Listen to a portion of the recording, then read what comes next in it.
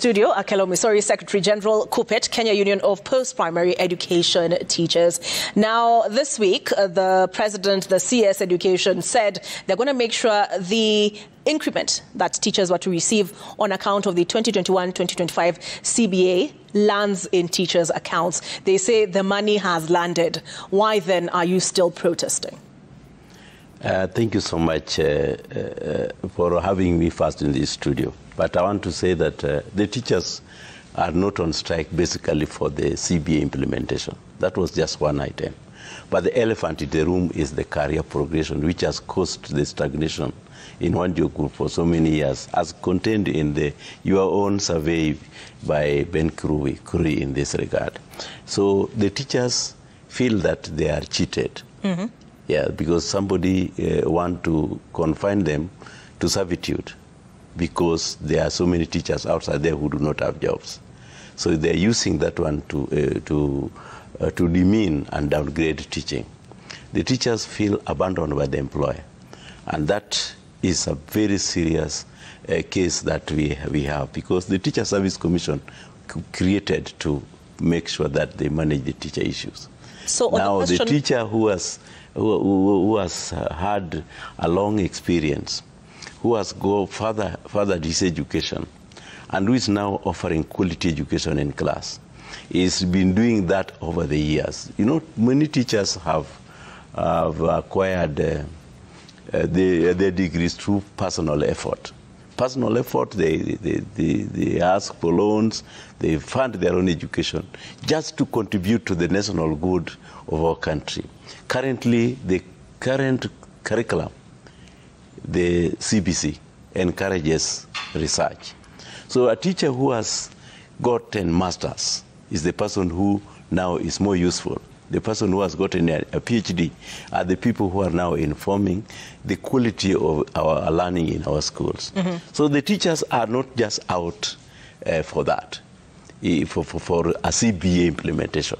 And by the way, that CBA implementation had got very marginal increase in terms of money. All right. So if a teacher leaves one job group to another, it is more rewarding than when the teacher is added, is having an increase of 1,000 shillings, which he has to fight for. Yeah, so that is one thing which this strike is for. So where promotions are concerned, what are you demanding of TSC specifically? To regularize and to remove, to remove the bottlenecks which make teachers stagnate in one job group. To pay if they cannot employ substantively, to pay special duty allowance to teachers.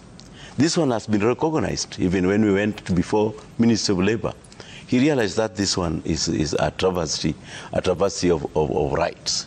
Because if you are having a placement in a job which you are not qualified to have, then you should be given 50% of your basic as an allowance. But if you are qualified but they cannot give you substantial appointment, then you should be awarded 20% of your basic pay. Over the years, TSC has not done this.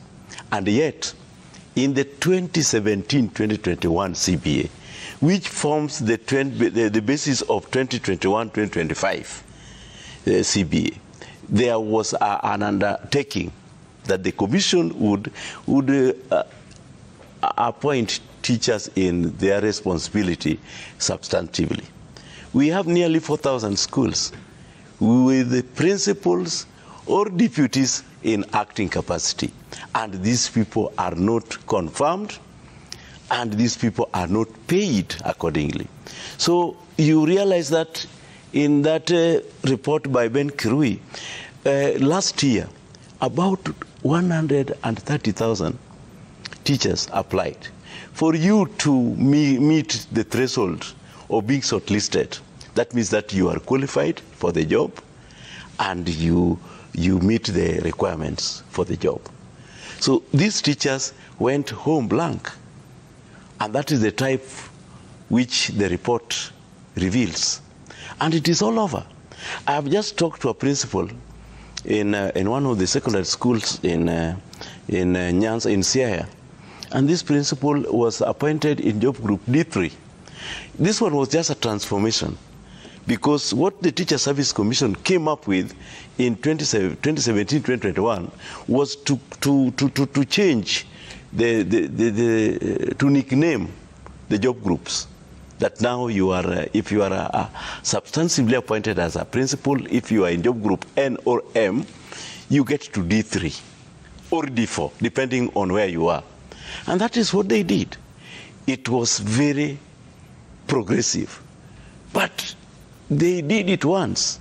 So the people who are found as deputies and you were having similar grades with those principals, were given D1. So somebody has been in D1 for 7 years. The principal has also been in D3 for 7 years. This principal is going for promotions, promotional grades, and cannot get to be given the chance. So we are trying to talk about the teachers have been abandoned. They have been abandoned.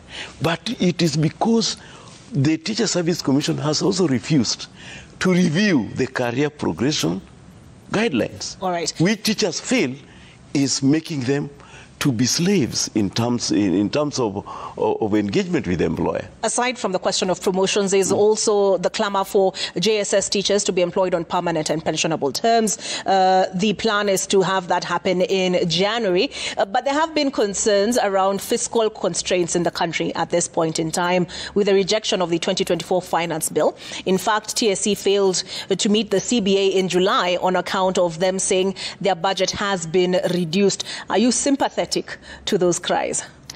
It may not be very possible from where I see it to be sympathetic, because this one is in the National Development Plan. We make choices. We make choices to have teachers because of the duty they perform. No, and you cannot bring in other aspects or excuses that there are fiscal policies. You cannot. In fact, you cannot employ professionals and you nickname their job as interns. Yet this one is not within your policy. You have not even cared to get an advisory which even the courts have pronounced themselves in. You cannot continue to downgrade the profession through such cut mechanisms. So that is the reason for which this strike, as others may dismiss them, that we are demanding too much. In fact, we are demanding too late, because we must reinforce the quality of education by protecting the profession from being a casual job, being an informal job. And if the country wants to run its essential service with informal workers, then they should be in the policy that this is what we have.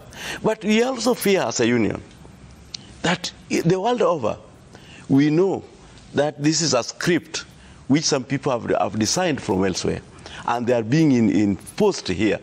And the idea of budget constraints is just an excuse to demean the profession. Okay. My question to you is this. Yeah.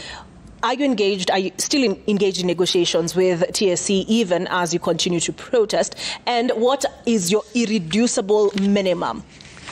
Our irreducible minimum may not be a subject of our interview, because we cannot negotiate through media. We must negotiate with the employer. But parents are watching, they're wondering, the Teacher Service Commission, when will this be resolved? It's a public interest issue. The Teacher Service Commission has failed to show leadership. I think it is you who aired just 2 days ago that we asked for a meeting. And they slapped us in the face, telling us that you must obey the following. Our relationship with the employer, it cannot be measured with a tape measure. That it must be that one of the family, and it is a relationship which must be regarded on a serious note. But now they feel that they went to court and they want to untwist the union using a court order. But a court order is a very temporal thing. The teachers may choose to respect that court order. All right. But after respecting the court order, they are not pieces of timber that you are going to place in a classroom and learning will take place. It is something which goes beyond a factory setup. It is learning which must take place in school. But send your message now. I imagine education stakeholders are listening, teachers are listening. What is your irreducible minimum? What will it take to get you back into the classroom? Engagement. That is what will take us back. Because I've told you that it is difficult to talk about irreducible minimum in a media station. But one thing which must be fulfilled is that Teacher Service Commission must come down to meet us in an engagement platform. That is what will cause us to go back to class. All right. Lastly, do you mind if I borrow your paper there? This paper, I don't mind if you borrow it. For 1 second, you are the headline today. What do you make of this statement? NAT has traditionally been associated with a fiery leadership, yet this time the union quietly called off the teachers' strike, while KUPPET, of which you are the SG, which has for long been seen to be less combative, has been on the streets and at loggerheads with the Teachers Service Commission. An aspect of treachery and mischief. Look at what the story contains.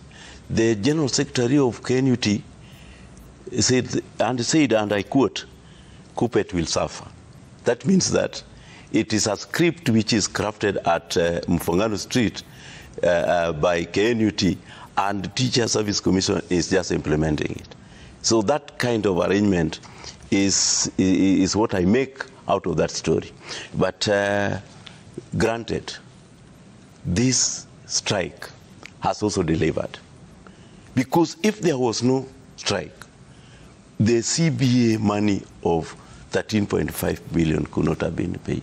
All right. The acceptance by government through the ministries of finance, education, and even the president himself of releasing 18.7 billion to employ to regularize the intern into permanent and pensionable could not have been achieved. We realized that the health of the teachers was terribly compromised by the reduction in the national budget. But because of this strike, we have now confirmed that the hospitals have been paid up to March. The few which are pending may still just be a matter of time. So you can see, this is the most progressive strike since 1997. All right. And it has brought the government to understand what KUPPET stands for. All right. Hopefully there will be some engagement given your invitation. Thank you very much for this. We will put a pin in the conversation, but we will ourselves and you continue to engage. Thank you very much for your time tonight. Akello Misori, who